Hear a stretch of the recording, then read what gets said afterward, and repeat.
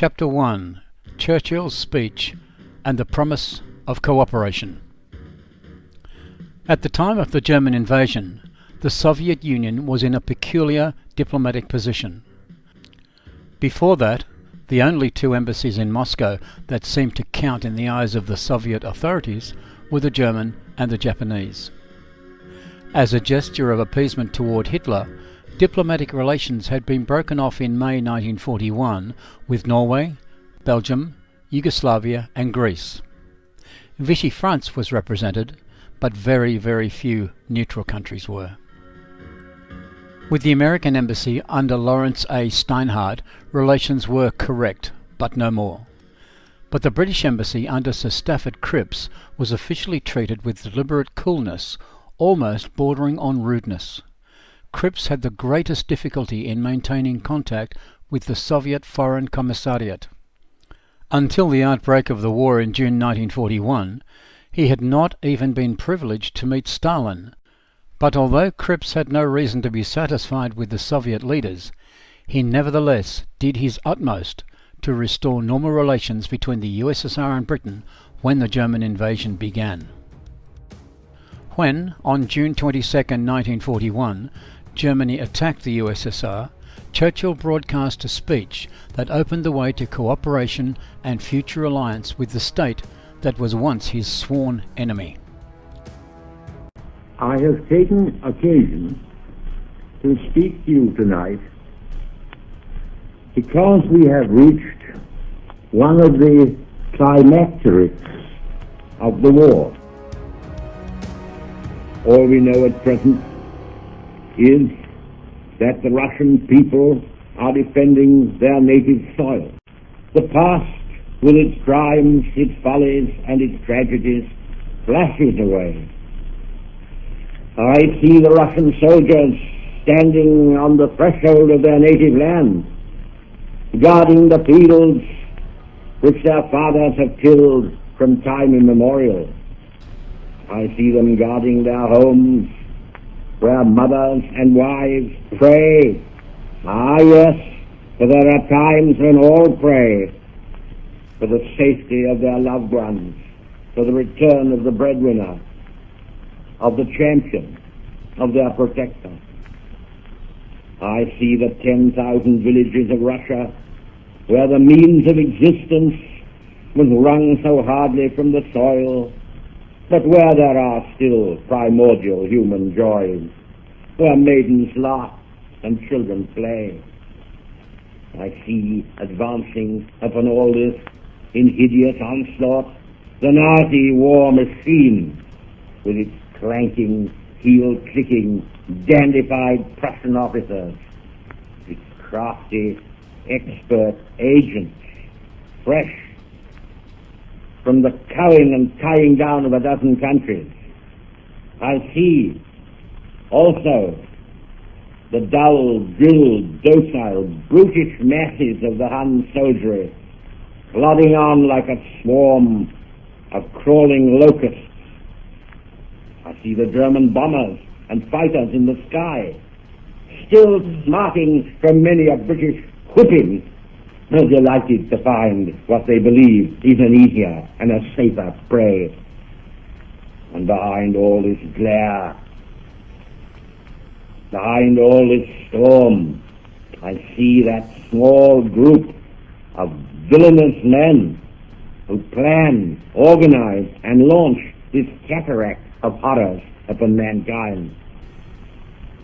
And then my mind goes back across the years to the days when the Russian armies were our allies against the same deadly foe, when they fought with so much valor and constancy and helped to gain a victory, from all share in which, alas, they were, through no fault of ours, utterly cut out. It follows, therefore, that we shall give whatever help we can to Russia and to the Russian people. We shall appeal to all our friends and allies in every part of the world to take the same course and pursue it as we shall, faithfully and steadfastly to the end. We have offered to the government of Soviet Russia any technical or economic assistance which is in our power and which is likely to be of service to them. We shall bomb Germany by day as well as by night in ever-increasing measure, casting upon them month by month a heavier discharge of bombs, and making the German people taste and gulp each month a sharper dose of the miseries they have showered upon mankind. Russian danger is therefore our danger, and the danger of the United States, just as the cause of any Russian fighting for his hearth and home is the cause of free men and free people. Churchill's Memoirs suggest that the Russians were at first wholly unresponsive to his famous broadcast of June 22nd. The silence at the top was oppressive, and I thought it my duty to break the ice. I quite understood that they might feel shy, considering all that had passed since the outbreak of the war. Alexander Worth noted that maybe the Soviet authorities were shy, as Churchill put it, but in reality they were delighted and pleasantly surprised by Churchill's broadcast. Because they had thought an Anglo-German deal not entirely out of the question, and this suspicion had been confirmed ever since the Rudolf Hess episode. Nevertheless, since Stalin didn't officially react to his speech, Churchill chose to break the ice. On July 7, 2 weeks after the beginning of Barbarossa, he wrote the following letter to Stalin. July 7, 1941. Personal message from Mr. Churchill to Monsieur Stalin. We are all very glad here that the Russian armies are making such strong and spirited resistance to the utterly unprovoked and merciless invasion of the Nazis. There is general admiration for the bravery and tenacity of the Soviet soldiers and people. We shall do everything to help you that time, geography, and our growing resources allow. The longer the war lasts, the more help we can give. We are making very heavy attacks both by day and night with our Air Force upon all German-occupied territories and all Germany within our reach. About 400 airplanes made daylight sorties overseas yesterday.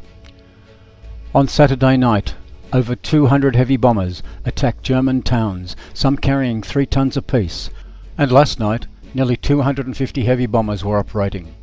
This will go on. Thus we hope to force Hitler to bring back some of his air power to the west and gradually take some of the strain off you.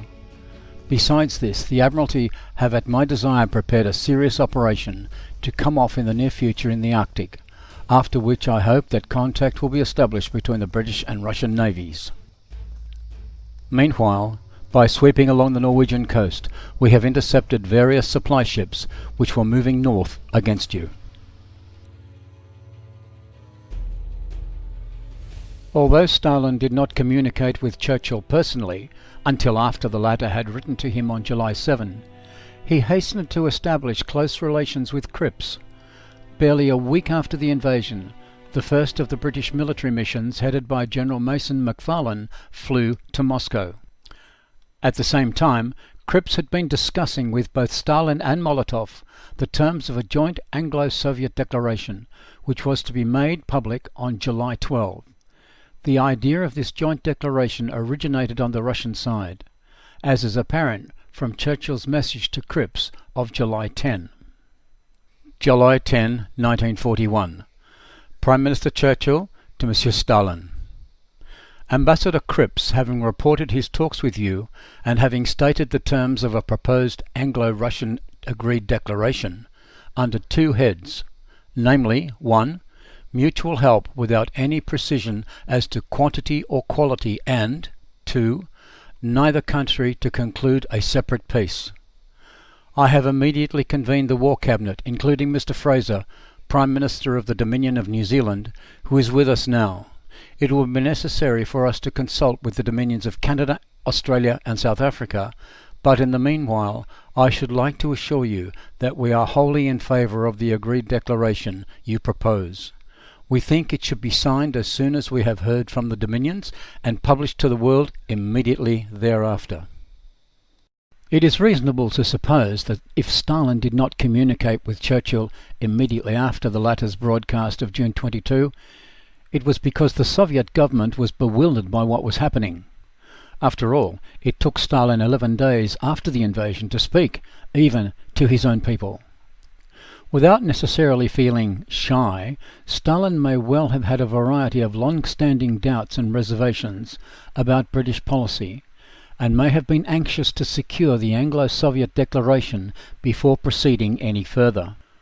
And when, finally, on July 18, he did write to Churchill, it was to propose the establishment of a second front in the west, northern France, and in the north, the Arctic. July 18, 1941. Personal message from Stalin to Mr. Churchill. Allow me to thank you for your 2 personal messages. Your messages have initiated agreement between our 2 governments. Now, as you with every justification put it, the Soviet Union and Great Britain have become fighting allies in the struggle against Hitler Germany. I have no doubt that our 2 countries are strong enough to defeat our common enemy in the face of all difficulties. It may not be out of place to inform you that the position of the Soviet troops at the front remains strained. The results of Hitler's unexpected violation of the Non-Aggression Pact and the sudden attack on the Soviet Union, which have placed the German troops at an advantage, are still affecting the position of the Soviet armies. It is quite obvious that the German forces would have been far more advantageously placed if the Soviet troops had had to counter the blow not along the line Kishinev-Lvov, Brest, Bialystok, Kanoss and Vyborg, but along the line Odessa, Kamenets, Podolsk, Minsk and the vicinity of Leningrad. It seems to me, furthermore, that the military position of the Soviet Union, and by the same token that of Great Britain, would improve substantially if a front were established against Hitler in the west, northern France, and the north, the Arctic. A front in the north of France, besides diverting Hitler's forces from the east, would make impossible invasion of Britain by Hitler. Establishment of this front would be popular both with the British Army and with the population of southern England. I am aware of the difficulty of establishing such a front, but it seems to me that, notwithstanding the difficulties, it should be done, not only for the sake of our common cause, but also in Britain's own interest. The best time to open this front is now, seeing that Hitler's forces have been switched to the east, and that he has not yet been able to consolidate the positions he has taken in the east. It would be easier still to open a front in the north. This would call for action only by British naval and air forces, without landing troops or artillery. Soviet land, naval and air forces could take part in the operation.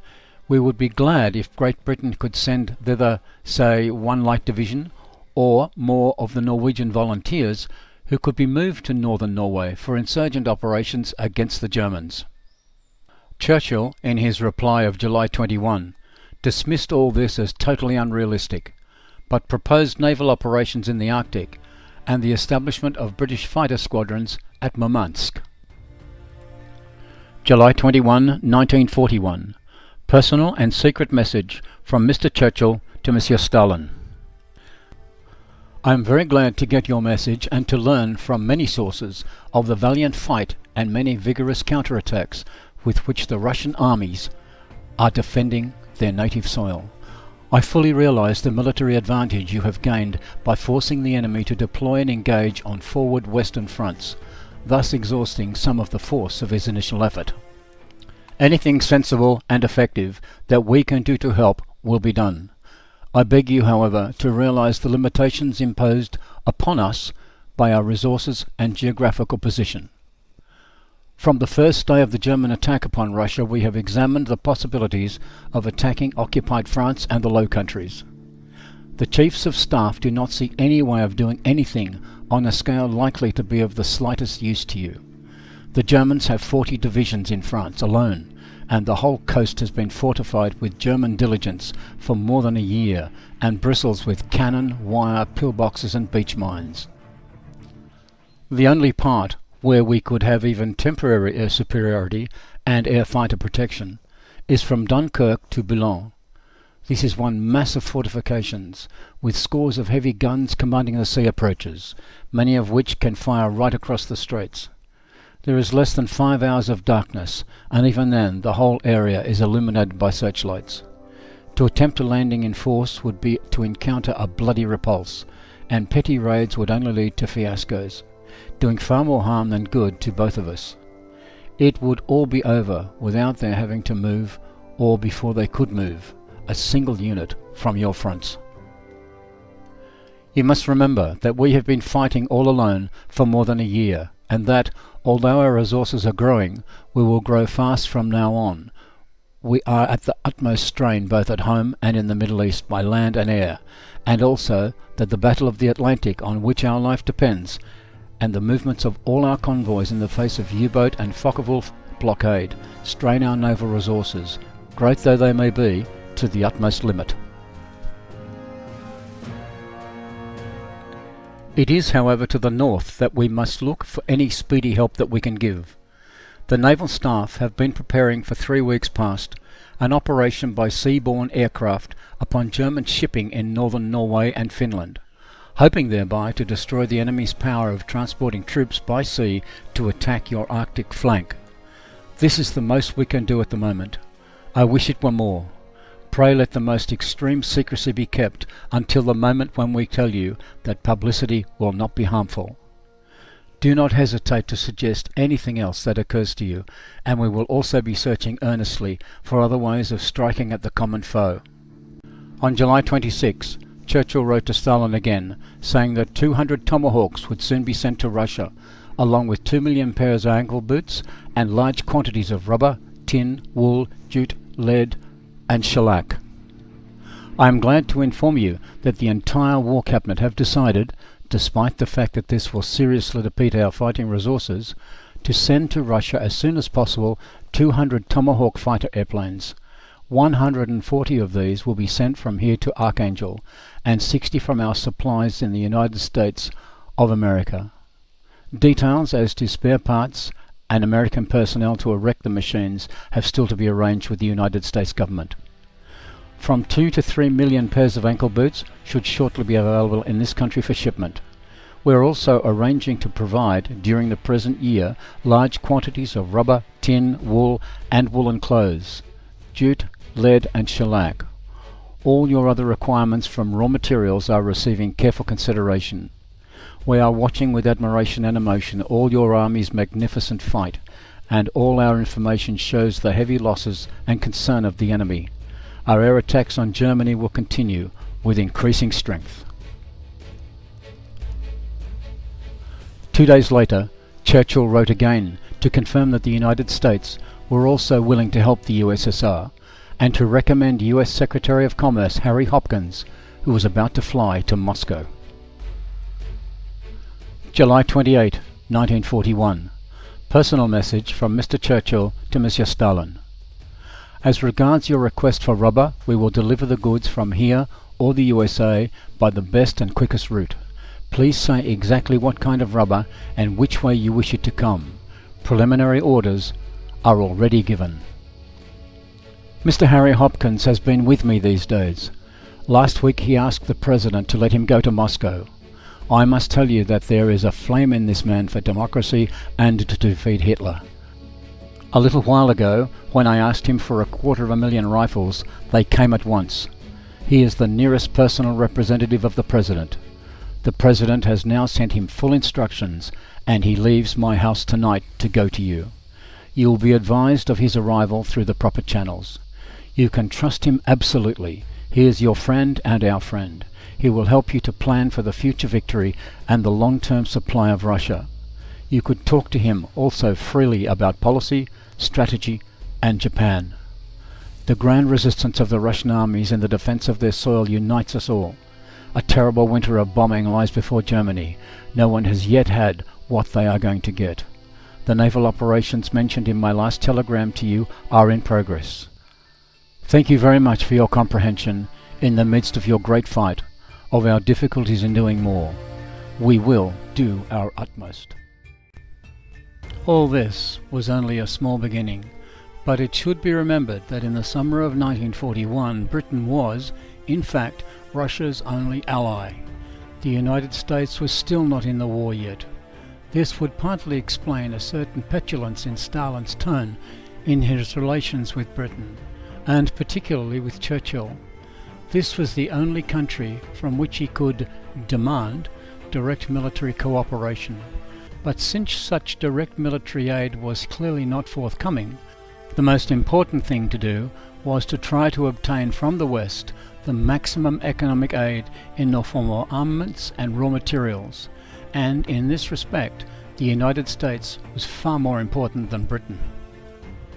The big question which bothered both Britain and the United States was whether Russian resistance to Germany could or could not last any length of time. As one could guess at the time, and as we know now, Churchill was by no means certain that Russia would last long. The British military were almost unanimous in believing that Russia would be defeated in a short time. Even at a press conference given during the first days of the war at the Ministry of Information in London, War Office spokesmen made no secret of it. But their tone became slightly different by the middle of July, and continued so until the Battle of Moscow, after which all became finally convinced that the Russians would not lose the war.